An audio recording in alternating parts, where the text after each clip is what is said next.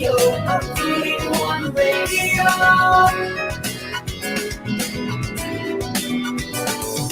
EP1 Radio, EP1 Radio.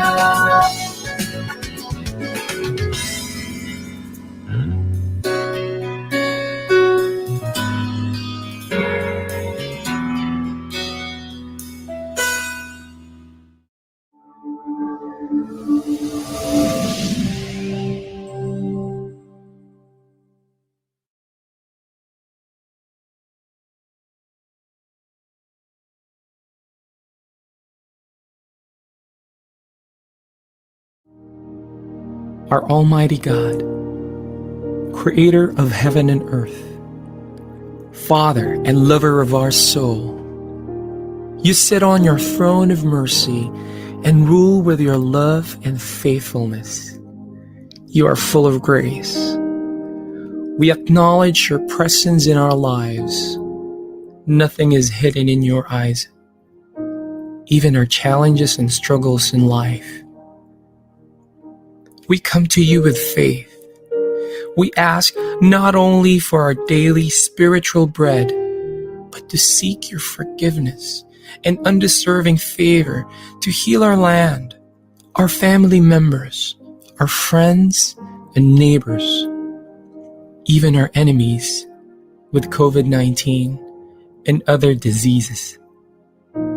Holy Spirit, help us to deepen our faith and see the opportunity to believe, obey, and worship. As we face this pandemic, you are Lord and God.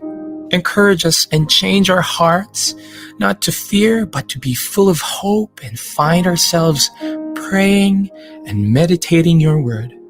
We believe no works of the enemy prosper to your children.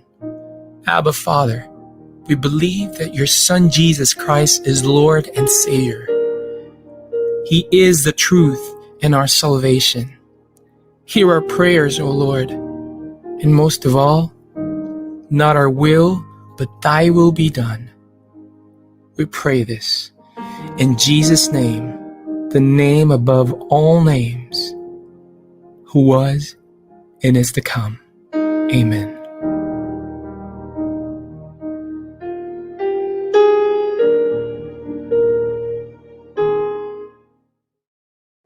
Naghahatid saya sa mga Pinoy, mga kanta at programang Tatak Pinoy. Napapanood at napapakinggan kahit saan ka man. Streaming worldwide. In South Manila, this is V81 Radio. Malayo ka man sa iyong pamilya, dito ay hindi ka nag-iisa. Tiyak ito'y iyong hahanap-hanapin, dahil ito ang nagpapasaya sa atin.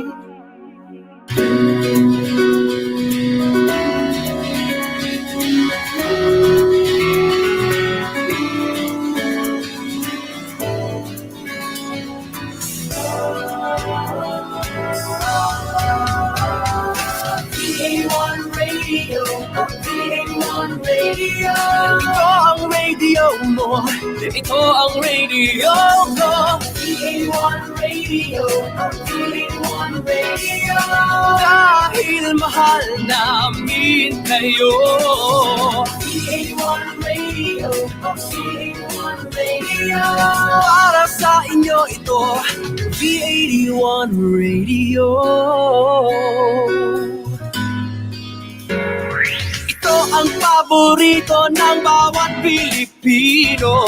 Basta all hits, all Pinoy, panalo. Merong kwentong iyakan at tawanan, kahit nasaan ka man ito'y mapapakinggan.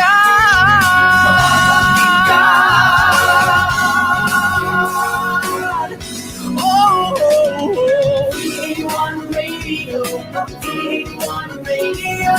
ito ang radio mo, ito ang radio ko. EP1 Radio, EP1 Radio. Radio.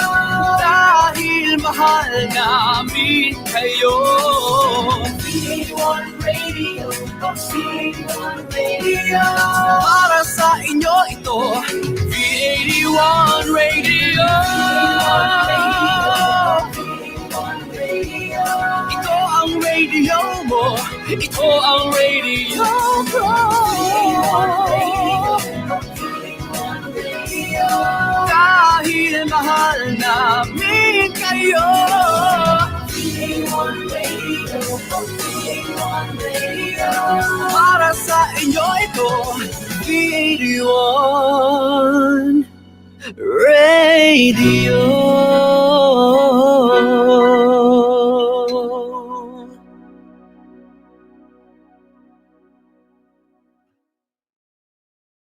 The views and opinions expressed by the host do not necessarily state or reflect those of the company and its management. Furthermore, the views and opinions of the guests do not reflect those of the host, the show, this station, the management, and the network.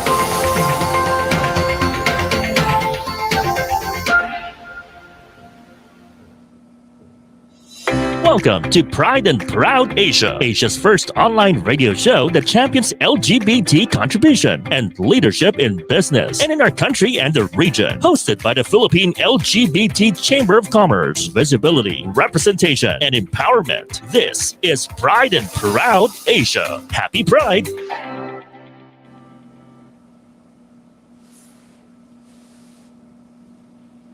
Happy Pride, everyone! Welcome to another episode of Pride and Proud Asia, a show where we put a spotlight on LGBTQIA leadership and inspiring stories in business and beyond.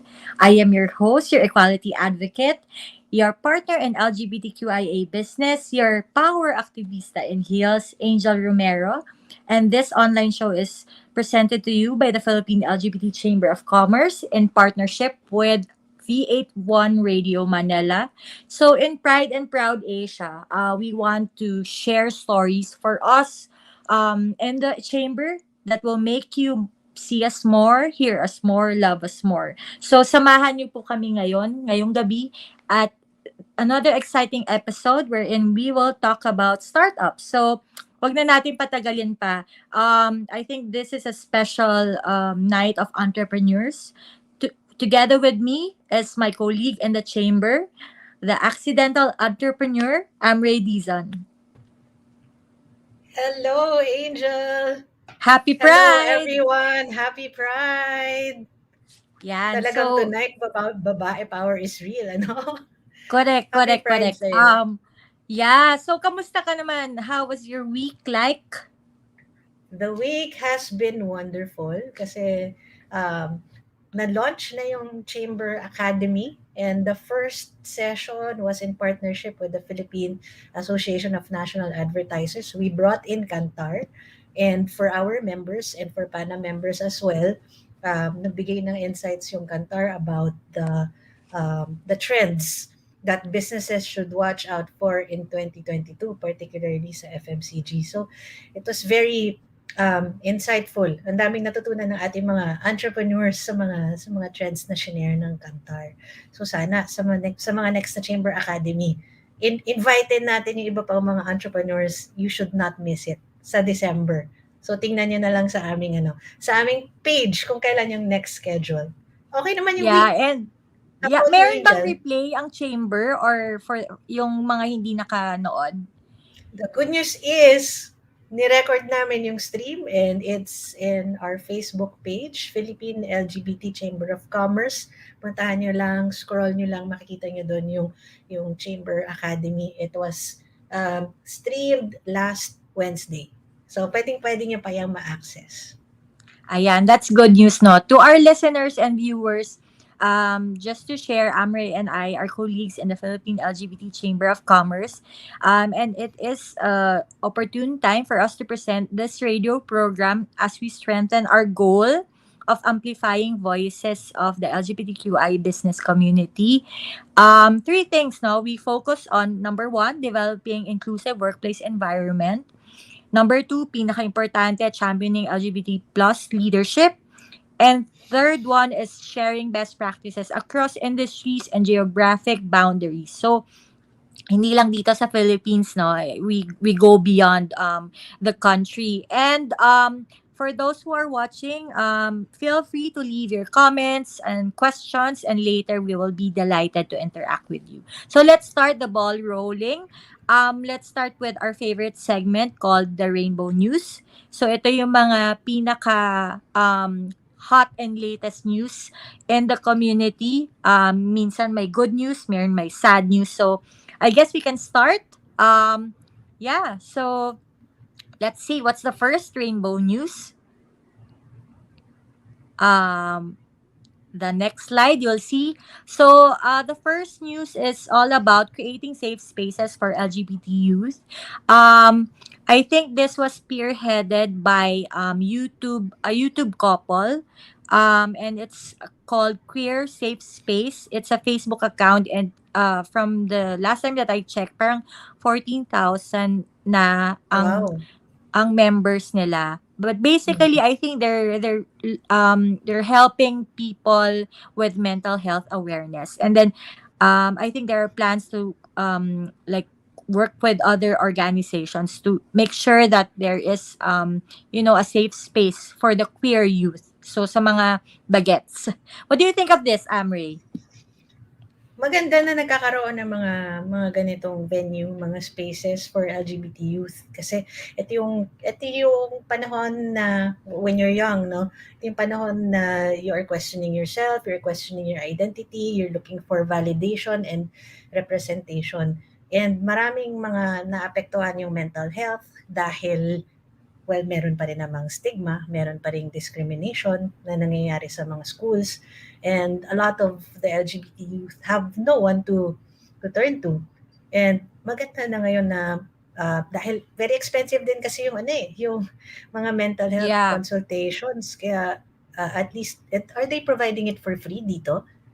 I think so. So maybe parang hindi pa sila, kasi it started as a fan group of this YouTube couple, si Ro Anyata, yung name. So it's a lesbian couple or queer couple. And yung initial group nila, well, sa mga viewers, correct me if I'm wrong, pero yun yung doon nag-start. So it's like a family of the fans. And then eventually, I think they turned the space into a space that is safe for the community, especially for the younger ones. So I think there are plans to actually partner with groups that will help people with their mental health. So Yes. yeah, ang maganda kasi is that I think nag-start sila as YouTube content creators, but now they're advocates. So ang ganda ng spin. They're using their influence to make change. So happy ako dito sa news na to. I'm happy din sa news na to. Sana magkaroon pa ng So maraming what's our kagaya nito. second one? So I think it's coming right up. So, ang ano naman ito is Thai court stopped short of granting marriage equality. So, a court in Thailand has ruled that laws should be expanded to guarantee greater rights for lesbian, gay, transgender, bisexual, and queer individuals, but stopped short of granting marriage equality. So, ang pagkabasa ko dito is that yeah, they're providing rights for people of diverse GSC, pero hindi pa fully because yung marriage equality yata hindi pa nag-grant. So yan yung ano natin. I guess parang if it pushes forward, they'll be the second country in Asia to allow marriage for same-sex marriage. Kasi the first one is Taiwan yata. So Yeah. I guess, what do you think of this? Although parang yes, pero nag-stop. Parang we're granting Well- rights, pero hanggang dyan lang kayo. Anong tingin mo dito? Well, this is a start. At least umuusad siya. Konting push na lang. Sana mangyari talaga na sila yung second country dito sa Asia na mag-grant na ng marriage equality para after Taiwan, Thailand, tapos magka-create na siya ng momentum. Hopefully, Yes. Philippines, susunod na rin. Kasi di ba pagka marami nang gumagawa, pwedeng maging mas accepted na siya. Pero ayun nga, dapat pagka merong marriage equality, kung ano yung rights ng mga heterosexual Yes. couples, dapat yun din yung rights ng homosexual couples. Kasi para ano pa na nagkaroon ng, ng marriage kung yung pagdating naman sa rights hindi pa rin equal. It's not Yep. totally equal, but at least meron, baby steps. So I see this as progress pa rin. Yeah, I agree. I think yung for some parang feeling nila in our fight for marriage equality is more of, the grand, the grandness of marriage. But people don't see that it is really like fighting for the rights, no? Having equal rights. We all know sa batas pag nasa kunwari sa emergency I see room, you. ICU, ang pwede lang is immediate family or spouse. So, yung mga ganon or sa insurance, 'di ba? But I think may progress na sa insurance or sa health card. So, yun yung mga rights naman na pinaglalaban ng community. Kasi anytime naman you can get married with a celebration, 'di ba? It's Yeah. not naman that eh. It's really, having equal rights for both the hetero and homos the community as we see it, diba? Agree. And So I yon, think kailangan progress. pa ng education sa rights na yun. I think a lot of people still don't understand kung ano ba tong mga rights na to. Maybe we can dedicate one episode for that, no? Yeah, tama. That's correct. So what's the next news? It's the last bit naman. So Switzerland announces date. Ito naman, first same-sex couples will be able to marry after landmark referendum. So the Swiss government daw announced that the first dates for same-sex marriage on Wednesday, no, almost 2 months after 64.1% of voters back equality in a referendum. So yan, this is good news, no? What do you think? Yes, this is good news. So, pwede ba dito yung yung mga travelers na mag-marry? Yun ang hindi natin alam. But I think, nung nabasa ko, parang magiging parang yung full implementation niya will be next year. But I guess, parang magkakaroon na sila ng parang initial na progress rin in terms of the referendum. So, this is good nga. Yun nga parang yung countries na mas advanced sa atin, no, mas sila pa yung talagang open. I guess it's also a matter of like cultural then, and of course some will hide behind the faith or religion, no. So yeah, this is good news for us, and good job Switzerland, no. Good job, Switzerland. Yes. All right, so can we wrap up now? That wraps up our rainbow news. Yeah. So just like how we celebrate Christmas season on the onset of Burr months, we challenge all companies to commit to celebrating Pride every day from January to December. Okay, we have another exciting episode for tonight. To all aspiring entrepreneurs, already entrepreneurs, and to the startup community, we hope you enjoy what we have in store for you. Excited ka So na I ba, think we'll Angel? Yeah, sorry, we'll take a quick break, no? We'll take a quick break for commercial and then we'll introduce our guests. Yes. Stay tuned. Happy Pride! We'll be back shortly. This is Pride and Proud Asia, only here on V81 Radio, Manila.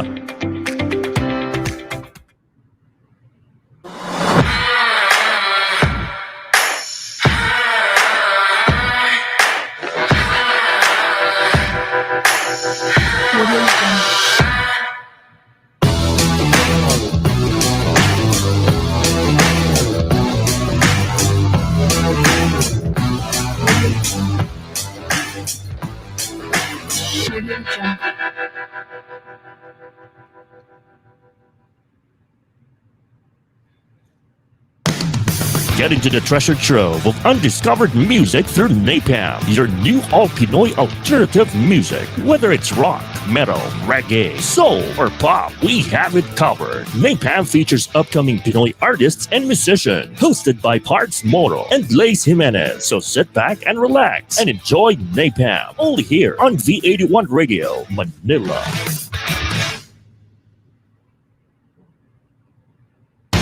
Connected ka na ba para laging updated sa mga bagong shows, promos, trending news, viral videos, events, o patok na OPM hits? Just follow us on Facebook at V81 Radio Manila. Simple lang, itype lang ang letter V81 Radio Manila. O, di ba madali lang? Kaya i-like at i-follow na.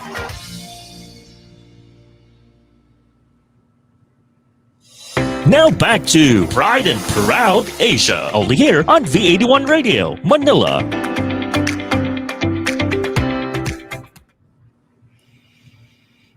Hi everyone, happy Pride. So welcome back to another episode of Pride and Proud Asia.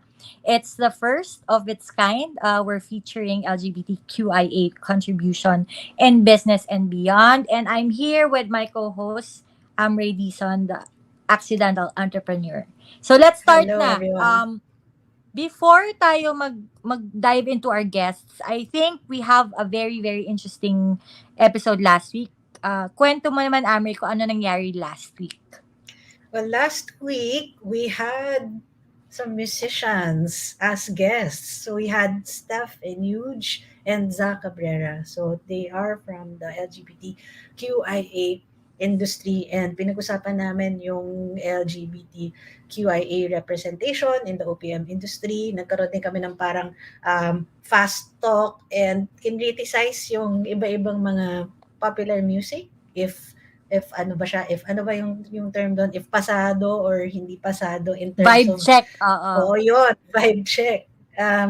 Apparently parang marami pa nga talaga mga songs na merong mga unconscious bias, and yun nga, kailangan sana yung mga artists and musicians, especially yung mga LGBTQIA, mas magkaroon pa ng platform to relay the stories of our community and in a positive light, and sana mas maging conscious nga na hindi kumbaga hindi negative yung pagkaka-portray sa community, kasi especially yung may mga trans phobic music, it could get trans people murdered dahil dun sa konotasyon ng mga kantang yun. So it's very, very dangerous.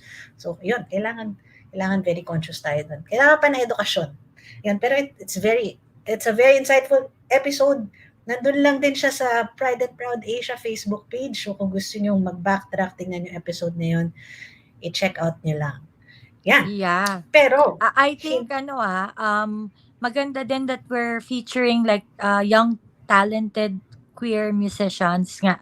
We featured young, pero hindi lang sila yung on the rise. Ang on the rise din ngayon, hot as ice, ay yung mga Pinoy startups. So tamang-tama nandito ka kasi I think isa ka sa expert na pwedeng makashare din ng journey niya as a accidental entrepreneur. Yan. So hot as ice, Pinoy startups on the rise. We have 3 beautiful, gorgeous guests coming from 3 different varied background. So we have the first one. So I'll introduce na the first one, no? So Hot na Hats. She is the head of marketing and communications for Idea Space Foundation, the organization behind Idea Space and Kubo Innovation Hub, which focuses on startups and ecosystem development in the Philippines. Outside of her work at Idea Space, she is a transformational coach and EXO consultant, and she hopes that her work will spark creativity, connection, and community among emerging leaders. So let us all welcome and say Happy Pride to Eunice Braga. yay! Hi! Happy Pride! Pride! Happy Pride, Good morning, Eunice. good So, evening to Nice to everyone. have you. Hello. Nice to have you. let's bring in our second guest. So our second guest is an accomplished and dynamic retail executive with extensive experience in buying, merchandise planning, assortment analysis, inventory management, and operations. Currently, he is the head of operations at Picaroo, an all-in-one and on-demand premium lifestyle delivery app. Let us all welcome with pride, Eric Bataga. Hi, good Hello, evening. Eric. Hello, good Happy evening. Pride! Happy Pride. Happy Pride. Sige, last but not the least. So, Let us all welcome. So, ang pinaka-last natin is a very young and dynamic CEO and a graduate of accountancy. She started her career as a restaurant internal store auditor, and she made her name as treasury head for a celebrity-owned group of restaurants. Armed with almost 12 years of technical experience working in the finance and accounting world, led her to establish her own firm, Numero Accounting and Consultancy Services. Let us all welcome Miss Val Gabrido. Happy Pride! Good evening, Happy Happy Pride! everyone. Pride! Yes. Welcome, Val, Eunice, and Eric. Welcome to Pride and Proud Asia. It's such a pleasure to have you with us. Well, So, thank you for having I us. I guess simulan na natin yung kwentuhan natin. We'd like to ask first, in general, kamusta naman Yes. kayo? Can we start with Eunice? Yes. So, it's been a long but very happy week. Because we just had Philippine Startup Week. So it's jam packed with a lot of events. Ang dami nangyari.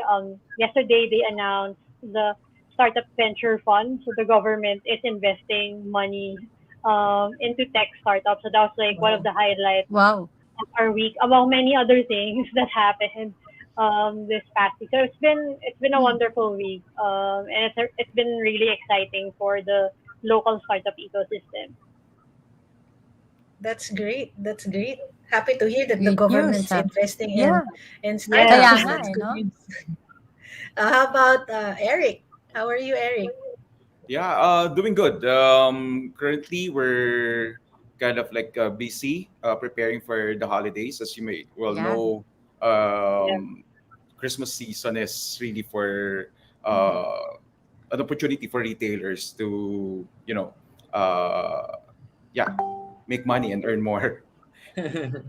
Christmas season. Yeah. Yes. So talagang magbo-boom pa ang e-commerce ngayong True. Christmas, and of course Yes. logistics would follow suit. That's great. That's great. How about Val? How's Mm. the accounting and finance world been? Oo, How are you finance in world. general? I've been doing good and amazing. Kind of relieved in some ways because medyo natapos na yung mga tax filings pero looking forward Mm. for more filings to come. But busy but a very good busy. That's That's good to great. hear, no? Parang lahat tayo busy because it's Christmas season. So this Yeah. segment, kahit kwentuhan siya, so it's called share mo naman yan. So kita naman natin sa RuPaul. Share mo naman daw yan. So it's just, casual conversation. Let's discuss the landscape in terms of yung sa Philippines, ano yung landscape ng startup community. I think Kubo is here, Eunice is here to actually give us a glimpse of the startup community, and siguro yung personal journey din ng mga businesses nyo, like for example your company Picaru, and then si Val naman on sa Numero. So let's start. Ang una kong question is, have you always seen yourself belonging to the startup scene, or was it something na just fell on your lap na nangyari? Parang si Amrei, accidental entrepreneur. Who wants to start? Well, I Yeah, guess you I, go first. yeah, I can Go start. ahead. Yeah. My startup journey started with Lazada. I was part of the pioneer employees of Lazada back in 2012. Prior to that, I was into retail. So I was part of, big retail groups like what the Rustans group back then. I was part of Shopwise. And 2012, Lazada came to the Philippines, and I saw that as an opportunity to, how do you call this, an added knowledge for me. E-commerce was, a foreign thing to Filipinos Yeah. back then. And I joined them, and I kind of liked the experience. So from Lazada, I jumped from one startup to another. And if I may say, Um, I think I was part of the operations of all the grocery delivery startups that ever operated in Wow. the Philippines. So from Happy Fresh all the way to, yeah, right now, Picaroo. Ako I may have a follow-up question. Sige, Go go ahead, ahead. Angel. Hindi, follow-up question din lang. Parang sa tingin mo ba, like, how was it when you were starting, like, when you were with Lazada? And now na nasa Picaru ka, anong difference? Just, just curious, ano yung tingin mo sa scene? Okay. Well, for one, I learned a lot about e-commerce. No, Lazada gave a wealth of experience. No, when it comes to e-commerce, and yung learnings na yun, those are the things na ginagamit ko rin um, in the other companies na I joined after Lazada, and especially now then in Picaru. Yung question ko naman, I got intrigued kasi sabi mo after Lazada, you jumped from one startup to another. What's with the startup scene that's Yeah, so oo. attractive? What's with the And startup why not scene? join an established corporation? Bakit Mm-mm. startup? What nga ba? Yun nga, it's so dynamic kasi, no? There's no dull moment. And you're always up on your toes. Um, Hindi pwede yung like, yeah, you have a concept now and then akala mo okay na yon. A concept or an idea can change in a snap. So hindi siya yung tipong in a uh, usual retail setting. You can plan way ahead. Yung planning nyo can be like, okay, we plan for next year. Siguro mga ganitong panahon nagpaplano for uh, Valentine's or whatever for next year. Pero Mm. in startups kasi or in e-commerce for that matter, yung planning sometimes okay you plan now and you thought okay na pero something will happen and okay boom, let's change the plan. So just to translate it to yung recent experience namin, we thought, okay, we'll be in a lockdown for the longest time. So even siguro way past the Christmas. So we weren't prepared sa easing out of the Yeah, how do you call this, the restrictions. guidelines. Yeah, Yes. So restrictions. everybody's out. So Yeah. everybody's dining out. Everybody's in the mall. Everybody's doing their own grocery shopping. So we have to strategize. So things like that. It keeps you, how do you call this? Oh, perked up every single day. I can imagine na punong-puno siguro ng adrenaline, yung being in a startup, Sobra. because you're always pivoting, you should Agility, be no? Oo. agile, yeah. At Yes. saka meron kayo mga terms, mga methodologies, mga yung the lean method, yung scrum, build, measure, Scrum, learn, yung mga mabibilis na sprint. iterations. Mm-mm. Ang it's it's a new way of it's a new way of running businesses, and I think ina-adapt na rin yan ng mga corporates. Yeah, Ganun, exactly. ganun din ba yung yung experience ni Eunice? Ayan, si Eunice mas merong landscape sa startup Oo. community. Is the same across all? Yeah, I think startups in general are very like agile. Like they have to be by nature.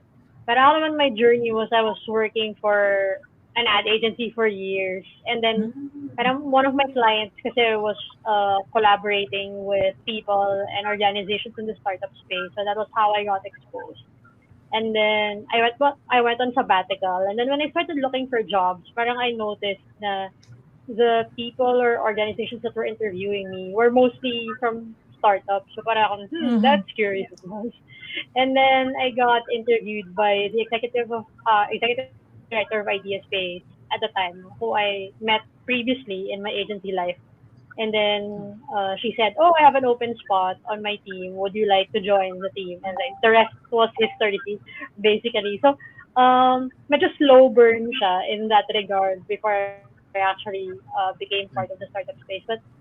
But yeah, um, to your earlier question, yeah, it's really a lot of like, but it's really the common thing with startups now. It's expected that you're agile, you're a bit more Mhm. flexible, and I guess also the great thing about it is you're also a bit more open compared to more traditional types of business. I think sa startups ka makakita na ang daming like senior high school interns even before internships Mhm. were a thing, college dropouts, people from quote unquote non-traditional backgrounds, because you really need parang that kind of diversity in innovation. Otherwise, parang you're just going to create the same process or products or services from like the same type of people. So I think, yeah, I think I am not afraid to say that innovation demands diversity actually. Parang hindi siya nice Mhm. it demands That's diversity nice. for it to be through innovation. And with innovation, kailangan ng creativity. Kaya siguro bagay Yes. sa'yo because you came from an agency bago ka Yes. nag-startup. So, you Yes, so must be sanay very ako. creative talaga. Yeah, so sanay ako sa agency na like very diverse group. Like the agency I worked for had like an international pride group even. So I'm like Mhm. I don't accept parang super traditional, parang corporate like this parang super limited perspective. So I was exposed to that from the get go. So like in parang and that was also the parang what was attractive about the tech startup space for me. It also seemed like an equally diverse space. Yeah. So that was what made it exciting for me to join the startup scene. Eunice, you mentioned kanina yung startup week. So I guess Yes. from your perspective as Kubo, you have like siguro the lens of like seeing the total landscape of the startup nga community. How big it is it pala? How big is it? And then ano yung sa tingin mong magiging growth pa niya moving forward because of technology, because of adaptation, of people really going into tech na rin? What's your take on that? Yeah, I think currently, depending on the reports, I think people are still consolidating because parang we're still feeling the effects of COVID. So parang, parang I don't think we'll get like final numbers until maybe after this year or like closer to like the half of like 2022. But according to different reports, you have anywhere from around 600 to 1,000 startups in the Well, country. And then I think the exciting thing, especially since 2020, is yung sunod-sunod na races from local startups. So great deals, Quickwire invested, One Export, Podcast Network Asia, and then yeah. Kumu most recently raised Series C, which is like the first Series C in the Philippines.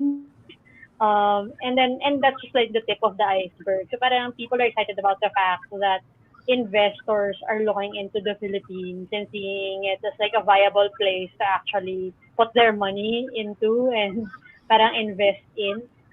For the longest time kasi we were kind of seen as the laggard. So like Indonesia shot ahead with like their unicorns. Singapore parang Mhm. has Mhm. always been business friendly. So it also attracted a lot of tech startups. And then Vietnam parang also jumped a bit ahead with its own unicorn. So parang parang the Philippines is like the anyare part of the region. And then so like with the past year, because COVID forced people to really adopt parang digital products and services, parang the Yeah. local startups also saw a lot of growth. So like Kumu skyrocketed in terms of numbers of like users and even numbers of Yeah. creators, for example, and a lot of other tech startups experience a similar story. So it was exciting to hear na parang nagkakaroon na ng traction within Mhm. the local space. And then I think another thing that people should be excited about is like when I was learning about the tech startup ecosystem years ago, like in my early 20s, parang it was super common na it was like 100% all male panels. Parang talking about tech. Recently, during Philippine Startup Week, I think Go B4 came out with the report na parang the ratio is now 1 to 2 when it comes to like male and female. So it's getting better in terms of That's the composition. Nice. I would personally also like to see definitely more people from the LGBTQ plus community be part of the scene. I remember when we were manning the chat during Philippine Startup Week, someone asked, does anybody know if there's like a non-binary founder in the space? And I'm Wow. like, oh nga, no. Like, maybe there is, and parang they're just not as visible as these people who are doing like all the big races and getting into the mainstream news. Because I know we do have quite a number of LGBTQ leaders in the space already. So I'm like, maybe we need a bit more visibility. And I think a lot of the focus on visibility has been with women, which is fantastic. But I think we also need Yeah. Yeah. to expand that. Um, yeah. So At yun. So kailangan definitely curious to see. And I think kailangan that's ng also data something. and stats doon. Yes, Dun sa that's a, LGBT Oo. leaders. that's something we're starting to measure na rin at Kubo. So like when we do our different programs, right, not just asking like where you're from, but also parang male, female, parang non-binary, but also trying to figure out, are you a member of the LGBTQ community? Are you a member of like an indigenous peoples community? Kasi we need to know like how diverse this space truly is. Yeah. And parang if there are communities that we need to reach out to more or serve more, because you can't just stay in like urban like Metro Manila, Cebu, Davao, Mm-hmm. like your usual spaces. And I think there are also it's also good to see na parang DOST is like committed to making sure innovation is also Yeah. something that's like spurred in the rural areas na na kumakalat talaga siya across the country and not just in the major urban cities. So it's exciting kasi you're starting to see like these different activities both from like the government side to like the private sector side like start to like build on each other and parang nandun na tayo sa point na like legit na tayo and Nice. investable na tayo as an ecosystem. So I think that's the exciting part. And very important pa rin talaga kasi yung diversity, it's a major Yeah. contributing factor True. to innovation, kaya it's important for startups to be diverse. Yes. I attended a Oo. forum yesterday from UN Women, and ang sabi doon, in Asia Pacific, there is only one woman in leadership positions for every 4 men. Oh And in my the God. Philippines, 3% of women hold C-level roles and positions. So napakalaki ng gap.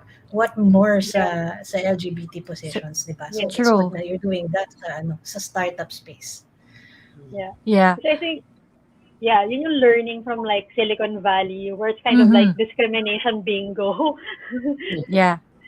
Parang so I think the ecosystems here and parang in other parts of the world as well na parang on the emerging trajectory are looking at parang what's happened in more developed ecosystems to be like we don't want to repeat the same mistake. Parang we're gonna be parang more intentional when it comes to working with women, working with LGBTQ plus indigenous peoples communities from the Mm-hmm. get-go so that we don't have to follow the same trajectory that other ecosystems have gone through. I think speaking of LGBTQIA leaders, nandito ang next nating guest. Anong masasabi mo, Miss Val? Ah, Um, sa question uh, natin, paano ka napunta sa startup scene? okay, so I consider myself belong to the startup scene because growing up, I always dreamed to have my own business, to be a CEO of my company. And kasi my personality, I'm very ambitious and very optimistic. I just waited for the perfect time and opportunities are just around us. We just have to look, appreciate it, and grab it. And I started my company last year lang. So Wow. it was pandemic. It was Wow. Pandemic. yeah, it was pandemic. Congratulations, pandemic baby Yeah. business pala. Thank you. Thank you. Yes. So pandemic has taught a lot of things. So there are disadvantages and advantages, ups and downs. Actually, we started January and then I think it was declared in March na the pandemic. Mm-mm. So Mm-mm. during the pandemic, I was like, okay, I just had 3 clients lang. And it was really hard kasi I want to move on and to move forward, but I really can't. So, Mhm. I always think of the positive side. So from 3 clients going to 10 clients, 20, 40, and so on, which is super, super good and super grateful. So, um, before putting up my business, I did a lot of things. I studied, I did my own research, and actually parang being having like an accounting background, nag-budget talaga ako kung okay, kung ilan yung clients ko para magkaroon ng office and ilan yung clients ko na kailangan makuha bago ako mag-hire ng accounting supervisor, accounting staff. And Mhm. now we have an office na, we have 8 staffs na, and which is really, really great. That's so nice. Tsaka ano, talagang born out of the limitations of the pandemic. I guess the next question, dahil si Val naman yung ano natin, have you experienced any discrimination or may na-witness ka ba discrimination? As being part of the community yourself, meron ka bang na-experience in terms of, dealing with clients or in kunwari meetings, etc.? Mm. Ako na. Yes, yes, Val. Oo. Sorry. I think in numero accounting, I haven't experienced yung mga ganyang feeling. Pero I think I've experienced that nung nag-apply lang ako ng first job ko. Kasi there was a stigma and the stereotype like belonging to the LGBTQ and getting into like a corporate world, which Yes. is kasi it's more on accounting eh. So I applied for senior internal auditor, and then at first I don't think I felt discriminated, pero what I felt was being controlled, na hindi ko kayang gawin or express yung sarili ko with Mhm. in the work environment kasi I was not asked. I was told like to wear long sleeve. I was told to wear pants and even cut my hair. Well, I did that kasi it was my first job eh. And may gusto akong patunayan. May gusto akong Mhm. patunayan na okay, makakapasok ako kahit I'm trans, makakapasok ako sa corporate world. And I did that. So, I was introduced also as sir, which is hindi talaga ako comfortable calling Sir Val and then actually after 2 months or 3 months, I actually told myself na parang mag-focus kaya ako with tapusin yung mga trabaho, like galingan ko, i-motivate ko yung sarili ko, and then little by little, nag-start ako with long sleeve, pa short sleeve na, hanggang mas sleeveless na. Backless. Hindi ko naman. So, kasi sa audit, kailangan may authority pa rin. So, which is I really understand naman. And I think I have to respect myself first before people will respect Yes. me. So, ang ginawa ko is nagpahaba na ulit ako ng hair little by little also.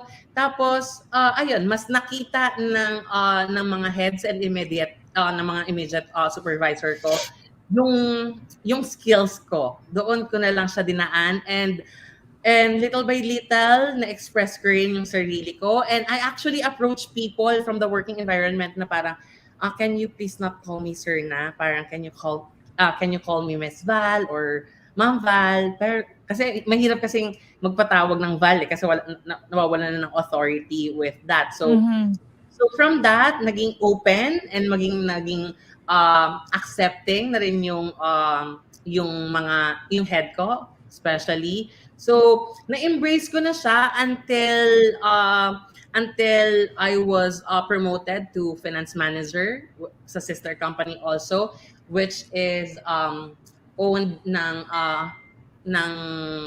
French foreigner, so they're very accepting. So doon talaga na-express yung sarili ko, and learning that being with yourself mas makakapagtrabaho ka pala ng mas maayos.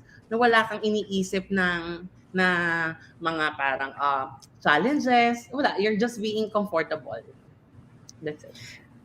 That's a good story, no? Pero I can't help but feel sad about it, knowing na Yeah, kailangan mo pang i-prove muna yung sarili mo true. bago ka nila hayaan na maging kung sino ka talaga.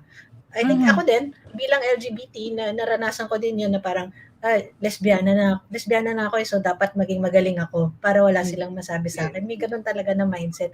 Pero follow-up question, ano yung pakiramdam mo nung hindi ka nila hinahayaan na maging ikaw, nung nagpagupit ka ng hair, pinag-pants ka, how does it feel and how did it affect your productivity nung It nag-work was ka? really hard talaga kasi nung graduate ako ng college, nagde-dress na ako. So, mahaba na rin yung hair ko. And alam mo yung parang, yung thinking ko of how am I gonna fit in sa culture nila and sa working environment nila. I think yung magandang nature natin sa LGBTQ plus A, it's more on very adoptive tayo. And Amrei, Mhm. you're right. Yung parang lesbiana ka na nga, I'm trans na nga ako. Parang kailangan ko pang galingan eh. So, Yeah. talagang I really work hard on it and gusto ko kasi makita nila not on how I look, on what we are, pero it's more on our capacity and our ability to work. Looking at the bright side, no, parang Yes, always, always. naging Yes, power and always. motivation mo ang iyong pagiging Yeah. trans. I will prove them wrong. Yes, Oo. Don't yes. judge me but And with how walang I And look. look tutulong. at you now, no? 'Di ba? You have Yeah. your own company. Successful entrepreneur. Ang bilis ng growth, Oo. ha? Thank you, thank you. And walang makakatulong sa atin kundi sarili lang natin. Oo, tama. Kasi usually kasi yun ang mali rin minsan is that they're looking at the community or a person based on their soji SC lang, no? Pero di nila Yes. alam nanay ka, kapatid ka, boss ka, 'di ba, partner ka. Hindi lang ikaw yung sexual orientation mo or yung identity mo. Yeah, You're yeah. so much beyond that. So I guess parang ang ganda ng story ni Val na makita mo talaga yung growth niya at ginamit niya talaga yung kanyang parang motivation, no, to succeed in life. I think si Eric, Eric, have you experienced or did you see any, in the like kung may nakilala ka na taga uh, part ng community, meron ka bang nakitang discrimination in a corporate setting like for example Lazada or ngayon sa Picaru, etc. Yun lang nga eh. What's so nice about startups or e-commerce for that matter, they're welcoming of any orientation eh. As a matter of fact, in Lazada, that was the only time na parang, um, well, ako personally, I kind of like revealed myself and parang I never had or parang that time back in Lazada, uh, sinabi ko na, okay, if ever people will ask me, I'll tell them na, yeah, I am. And it's quite surprising. And ano na rin na, in my experience in Lazada, those na part of ng community, they're the ones who excelled. I had a colleague back then na parang he's one of the first VP na non-expat ng Lazada, and he's a member of the community, and a lot of colleagues then na member ng community and even allies, no, they're the ones that are excelling. Sila yung nakikita na masipag, sila yung nakikita na talagang porsigido, sila yung nakikita na talagang yun. And then from there I moved to yun nga different startups na ganoon din. I was part of another startup na ang boss namin part of the community. And then ngayon in Picaru, yeah, we're so welcoming. As a matter of fact, I think 20 or 30% of yung total manpower namin, back office, is part of the community. And even yung mga the riders and shoppers, riders, you would think that dapat riders lalaki and ano, no, but we have female riders. Yung mga shoppers dapat babae lang. Hindi. We have members of the community na shoppers, or even male na shoppers. So yeah, we're very welcoming and we're not really discriminatory. And thankfully, in all the startups or e-commerce companies that I joined, ganun yung naging setting na very open. Walang tinitingnan age, gender, orientation, etc. etc. That's good. May That's connection good. ba You're yung very unicorn sa ano? Yun nga. Pagiging Curious din inclusive ako. ng Picaro. Oh, is it really part of your values, your mission na talagang diverse kayo or LGBTQIA company? Dahil marami Yes. kayong mga rainbow and unicorn eh. Yeah. Yung unicorn, well, of course, being a startup, yun Yes. talaga yung ultimate goal niya. Be a unicorn. Yeah. Mm. Yun yung ano. And yung being welcoming sa community, being diverse, I guess, well, we owe it to our CEO, even our co-founders, no, na sila mismo, they're allies and they're very welcoming of the members of the community. So it has been part na rin of the culture na yeah, we coexist with the straights, the bis, and all the letters. Everything in between. Yes. How about si Eunice? Have you experienced or did you see any discrimination happening to someone in your company or in the past? I think in the past, I worked for someone na medyo running joke niya. Pag na-frustrate siya, like, I was like, oh, like, I hate working with, like, gay people because they're so dramatic. Tapos parang, I would have to, like, remind that person na, I'm gay. So, like, so sabi niya, no, like, not you, like, gay men. Tapos parang ako, oh no, like, cringe. Ganyan. Kasi parang it was, like, stereotypical, but also, like, Yeah. maybe take your issues to them directly if it's work related. So, parang I think I was lucky na parang that was like an isolated incident, and parang majority of like my work experiences have been positive. Although it is funny kasi like whenever parang I tell people or somebody asks me about it and I answer, parang they're like, oh, I didn't know you were like a lesbian or you identified as queer. Tapos parang ako like, may markers ba dapat? Yeah. Like, parang should I look a certain way for you to realize that like I'm part of this community? And then yeah, even the way I dress, sometimes it surprises people. It's like, oh, I didn't know you like wearing formal long dresses. I'm like, it's an award show. Like, What do you expect? Dress up. Like I'd also love to wear a suit, but like I'd also love to wear a dress. So like I don't think parang that really matters. I've been fortunate in that regard, and I think that only made me want to like look out for people. Na parang if there are people who parang feel like, oh, I don't have access to this opportunity or parang to be part of like this space, then parang I just wanted it to make, parang I just want to communicate to make sure na parang, oh, it doesn't matter what your background is, you can be part of like the tech startup space.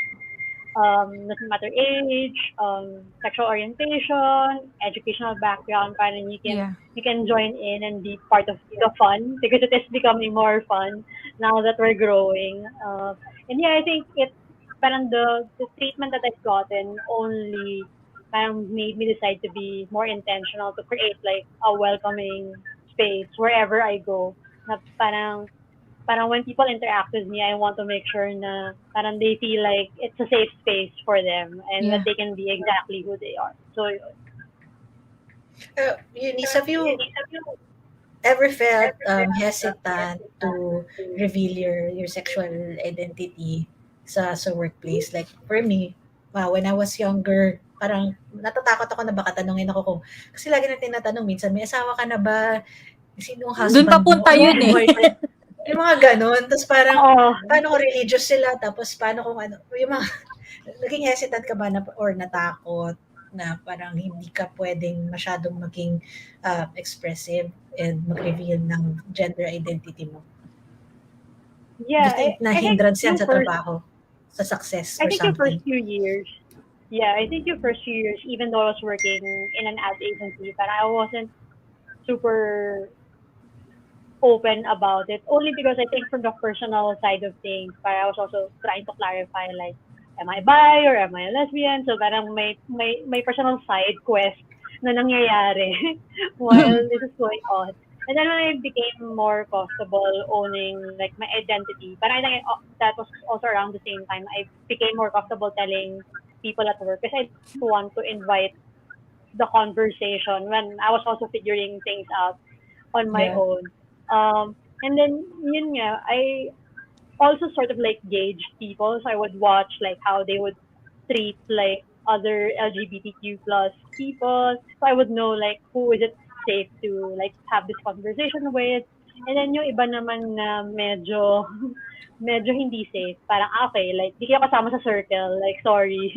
Parang you can't sit with me. Like this is, but I like what Karamo Brown of Queer Eye said about coming out. Na it's an invitation for people Yes. parang to this part of you. So like, parang I to choose ultimately who gets to know about it. And then eventually, parang I also got involved in parang pride activities. So parang in my previous workplace, so became part of like that community and got to know other LGBTQ plus leaders. So like I think that only like raised my expectations na parang in future work setups, pag hindi kayo open and welcoming and like accepting, like sorry, it's just not like the place for me. And I've been lucky naman na with Idea Space and Kubo that positive experience has continued.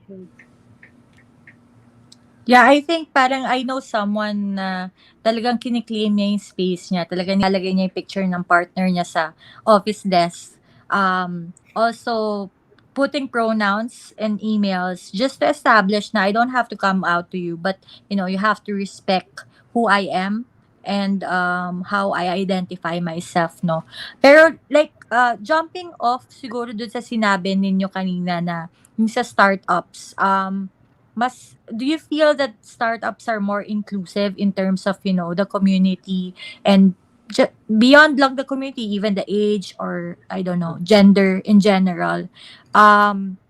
Mas conscious ba yung mga startups in terms of embracing diversity and inclusion to both customers or consumers and also the employees? What do you think, Val, for I think, startups? from my personal experience, they are more conscious and aware in a very positive way. Kasi ako, dun sa numeric accounting, I set it up with accepting, diverse, and loving working culture and environment. Pero I'm not really sure with the other startups if ako kasi on my own experience parang I am more into the output base or like yung pinaka I think output nawala si Val. No, okay pa rin siya. Okay pa rin Okay, naman yung sorry. feed niya. So ayun, so I think from my personal experience, they're more of aware lang kung on how they see like let's say ako kasi I really don't mind the age, the gender, the religion and etc. It's more on the actual or the output na dinadala sa akin. Thank you for sharing, Val.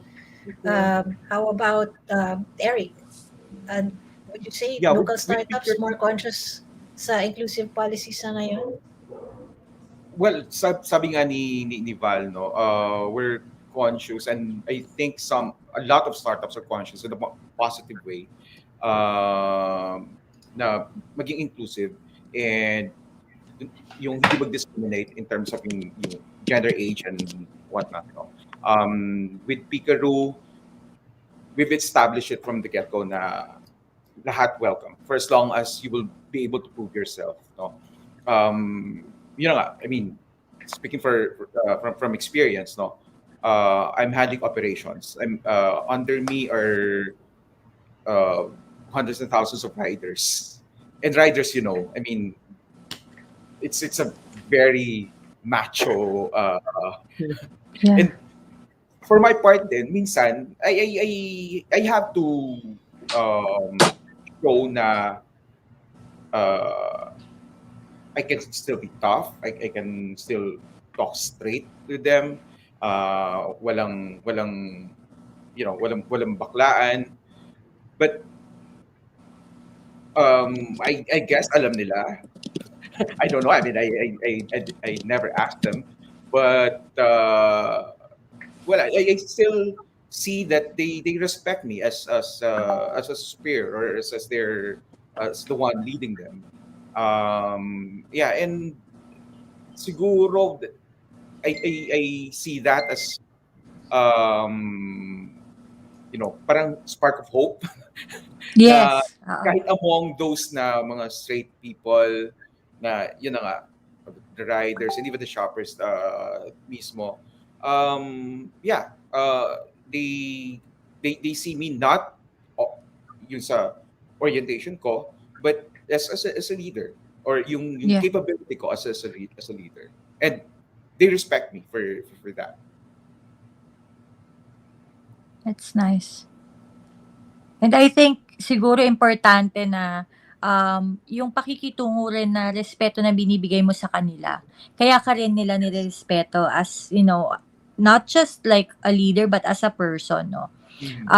But si Eunice, what do you think is the parang unique nga na ano ng mga startups na they attract diverse talents, no?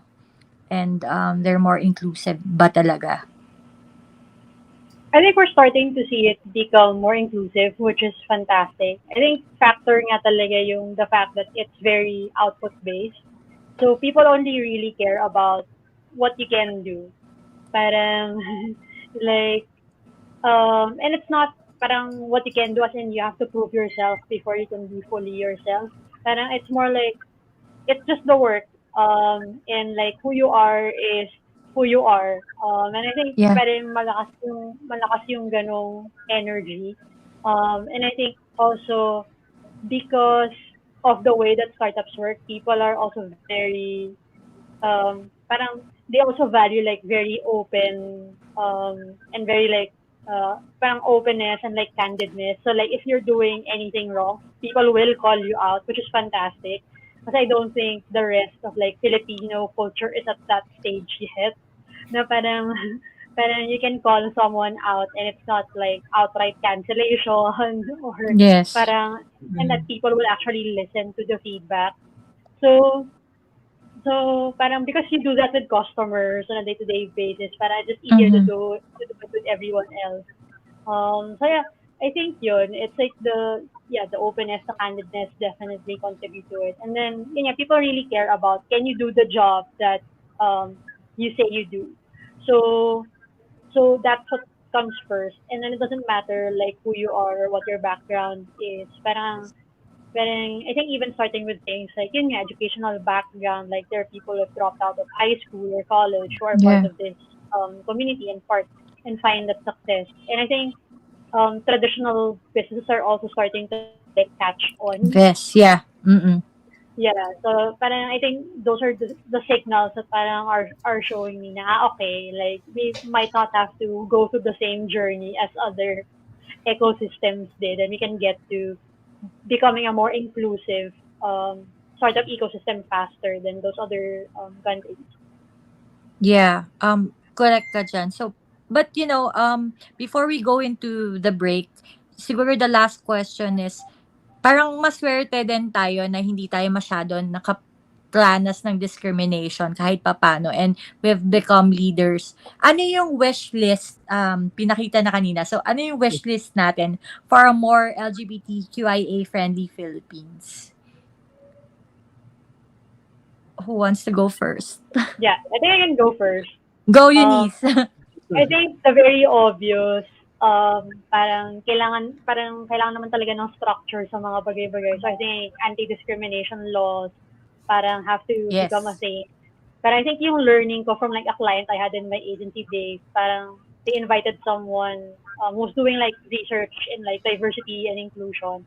And parang that person was saying na when you improve on like human rights, you can actually expect parang increase in GDP. So when Yes. people are more comfortable to be themselves, they're more comfortable to be creative and to be productive, and you don't have to live with yung fear nga of like, parang am I going to face reprisals at work or like unconsciously i-freeze out ba ako ng mga katrabaho ko or ng mga kliyente ko because of who I am as a person. So I think number one, yeah, anti-discrimination laws have to be codified and then of course parang actually enforced. Kasi parang hindi naman pwedeng may law lang, dapat talaga actively enforced Yes. siya. Mm. And then I think second, I think education, no. We also definitely have to parang introduce like more parang I think the values of like a more inclusive community even earlier on.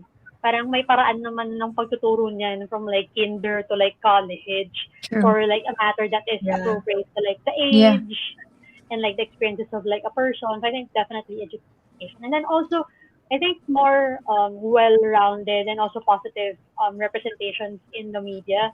I know from my Mhm. work, working on like Startup Pinoy, which is bringing more women into the space. Now, visibility is very important. Yeah. It gives people like courage and confidence, and I think that also is something that would be beneficial to the LGBTQ plus community.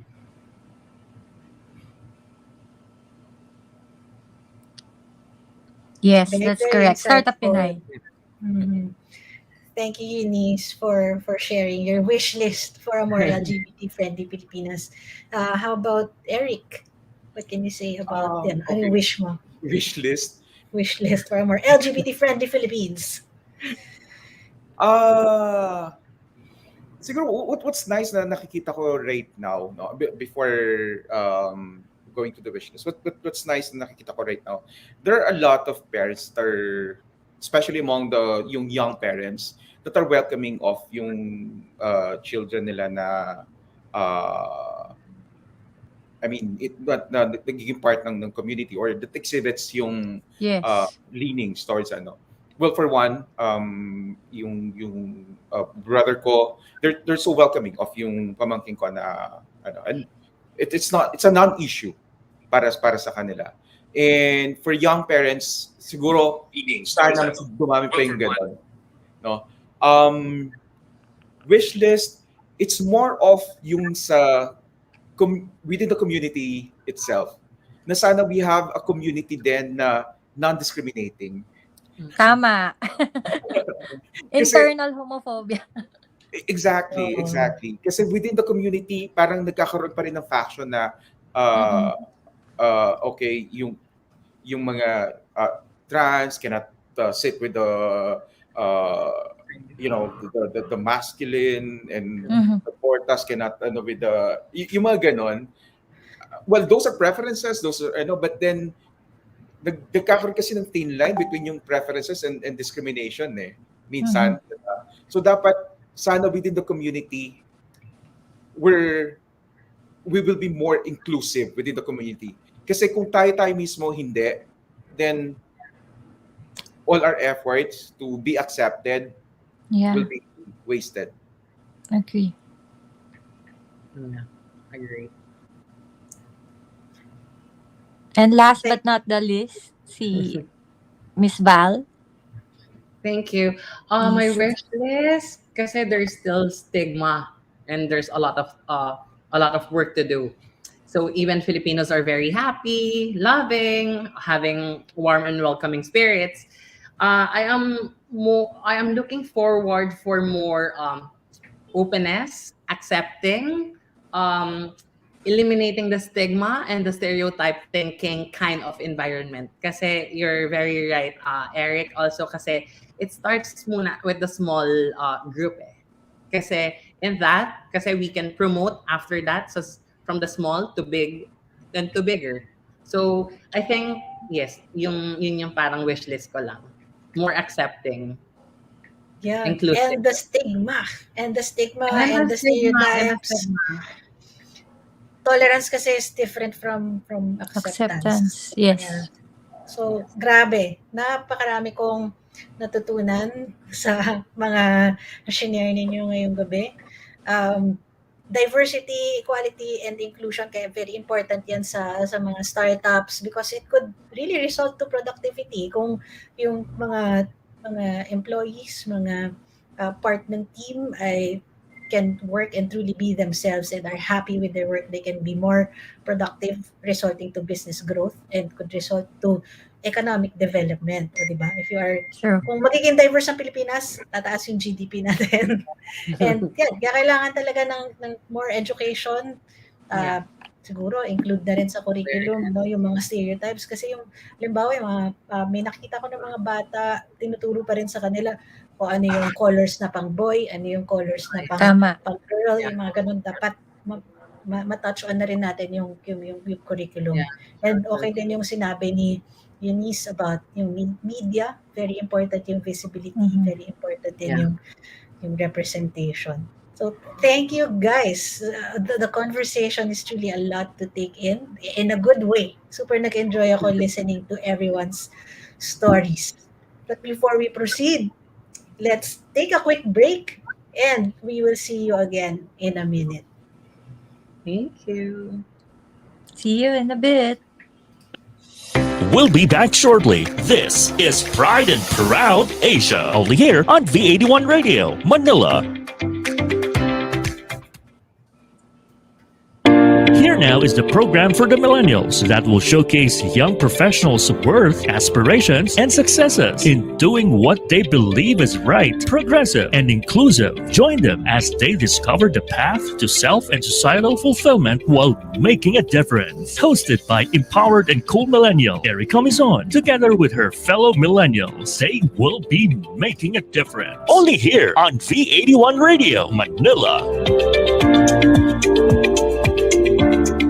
The program that gives you the latest in Filipino business and trend with Norm, challenging brand, paving the way to be next generation business leaders. This is Talk Shop Asia Next Gen, connecting you to the future. Hosted by business and transformation mentor Rolly Pagaspas, franchise and business coach Don Senita, and beauty and business maven Muriel Villanueva. Jump into the business revolution every Sunday from 3 p.m. to 4 p.m. with Talk Shop Asia Next Gen. Big Media is all about life's journey. Yung mga yun, mga bata pa sila dati nung nakakasama ko sila. So ngayon, sikat na sila. In digital.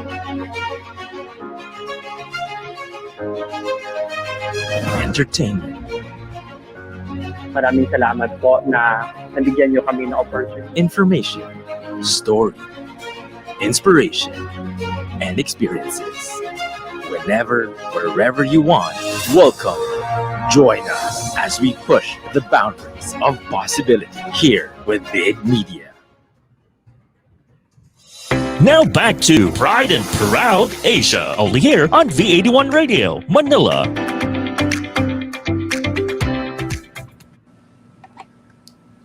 Hello. You're still watching Pride and Proud Asia.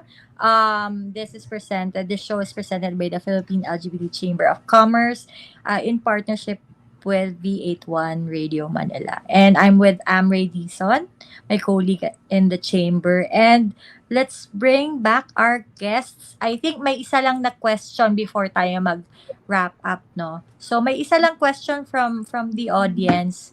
Ang tanong is, if gusto nila mag-start up or to put their own company, what do you think are the steps that they should take as leaders in your organization and companies? Ano yung advice or tips nyo sa mga younger ones, no, younger generation na gustong um, pumasok sa startup community. Let's ask siguro si Eric na madami na ding experience sa startup. Okay. Ano bang experience? Ay, ano bang, what can I, advise? So for those na who wanted to, yung join any startup for that matter, know your strength, know your talent, know where you're good at. Kasi for sure, the company that you will be joining in will need that, no?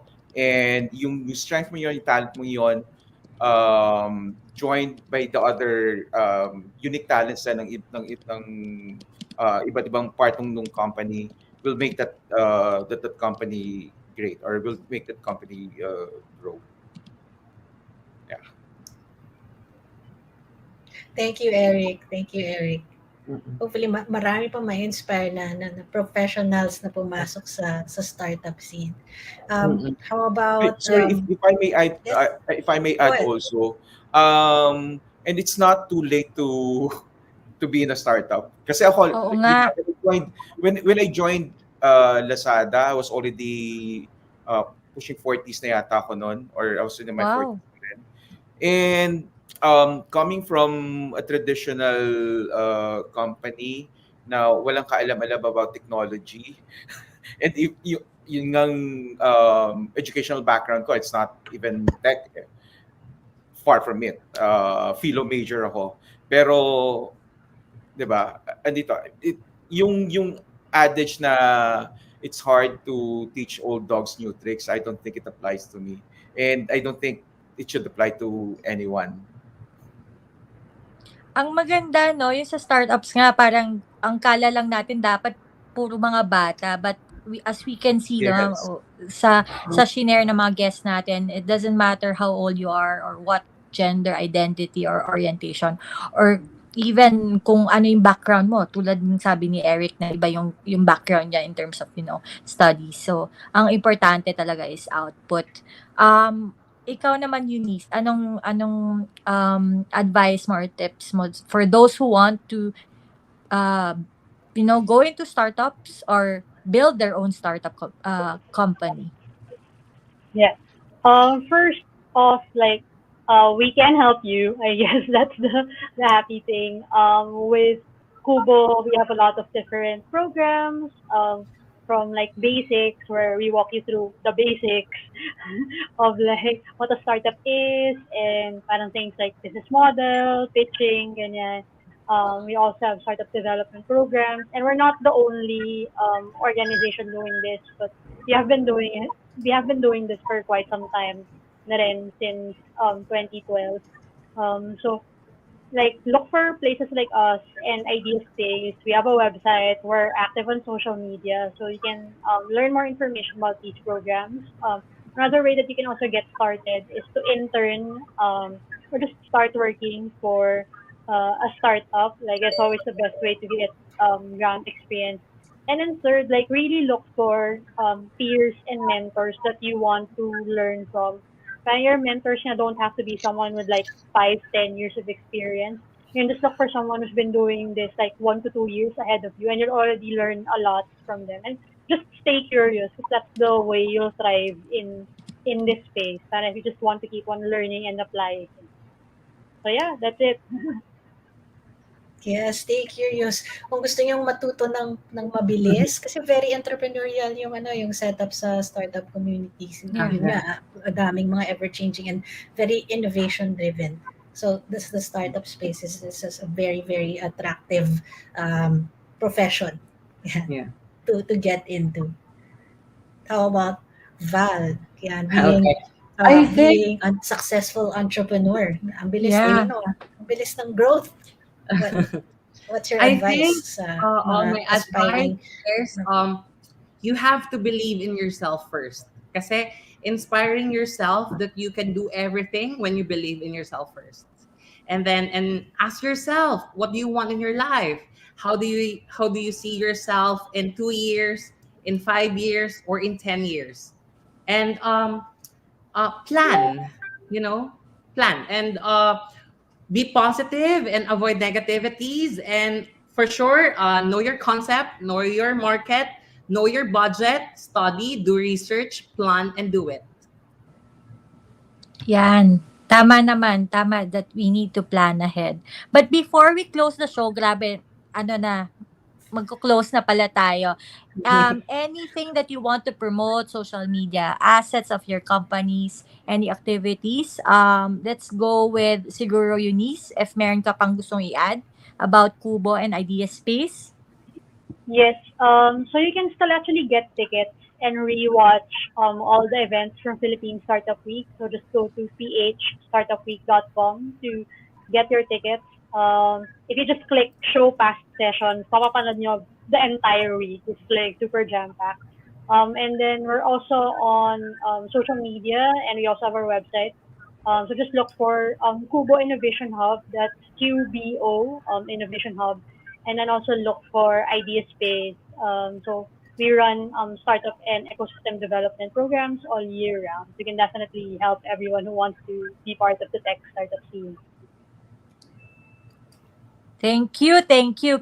I think ang daming ginagawa ng Kubo to help talaga the startup community, and we're very thankful for all your efforts. How about Pikaru? May sale ba tayo or double digit sale?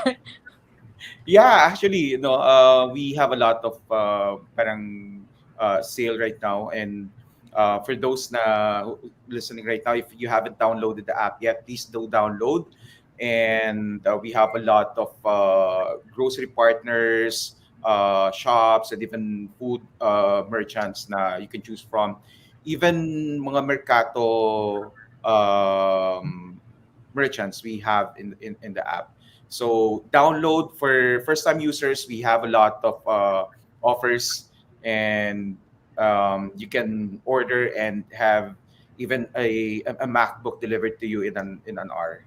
Wow. Nice, nice. So, I can also attest to the inclusivity of the app of Pikaru kasi when you sign up, tatanungin ka din doon kung ano yung gender mo. Merong choice, may drop down for LGBTQ. So, good job, Pikaru. And yes, Thank you. totoo yun. May mga discounts talaga pag first-time users kayo. So, i-download nyo na. Thank you. yes. Look for them on social media and download the app for a lot of, surprises from Pikaru. And then, of course, Miss Val, anything that you'd like to promote? Okay, I want to promote our numeric accounting. So we're not only offer services such as accounting, auditing, bookkeeping, and business registration, but also we assist and support individuals to corporate enterprises. You can contact us through our website www.numeriaccounting.com. Ayan, para hindi na kayo problema sa taxes nyo. Hanapin nyo si Numero Yes. Accounting. But Thank yeah, you. if you have a business, sa mga nanonood, if you have a business or you want to highlight a business that is inclusive, or you want a friend to be featured on Pride and Proud Asia, we have our website and we have our contacts on the screen. So if you can just flash it. So we have a website, so it's www.lgbtchamberph.org, and our social media assets. In the next slide, you'll see. Yeah, so you can just look for us on Instagram, Facebook. We also have an email address that you can actually contact. So yes, now we're at the tail end. But yes, and also if you want to reach us out in Pride and Proud Asia, meron din kami Gmail, prideandproudasia@gmail.com. So now that we have come to this, the end of tonight's episode, we'd like to thank our guests, Eunice, Eric, and Val, Thank for you. giving us their time Sabado night. Baka Thank you. nag-iinuman session kayo ngayon, but you actually gave time for us, at the Thank you chamber. for But your time and for wisdom. more episodes in the coming weeks, just watch for Pride and Proud Asia. It airs every Saturday 6 p.m. And again, this online radio program is presented to you by the Philippine LGBT Chamber of Commerce. And you can catch us on the different assets of V81 Radio Manila. We have also we are present on Amazon on demand, and download the V81 app. And then thank you again for joining us. This is Angel Romero, your Power Aktibista and Hias, and Amrei. Your accidental entrepreneur saying, Happy Pride! Happy Pride, everyone. Happy Pride! Happy Pride! Take up space. Thank See you you very next week. much. Thank you. Thank you. Thank you. Thank you, everyone. Welcome to Pride and Proud Asia, Asia's first online radio show that champions LGBT contribution and leadership in business and in our country and the region. Hosted by the Philippine LGBT Chamber of Commerce, visibility, representation, and empowerment. This is Pride and Proud Asia. Saturdays, 6 p.m. Philippine time. Only here on V81 Radio, Manila. Happy Pride! Tunog Pinoy, Tatak Pinoy, your all hits, all Pinoy digital radio station in South Manila. This is V81 Radio. Ito ang paborito ng bawat Pilipino. Basta all hits, all Pinoy, panalo. Merong kwentong iyakan at tawanan. Kahit nasaan ka man, ito'y mapapakinggan.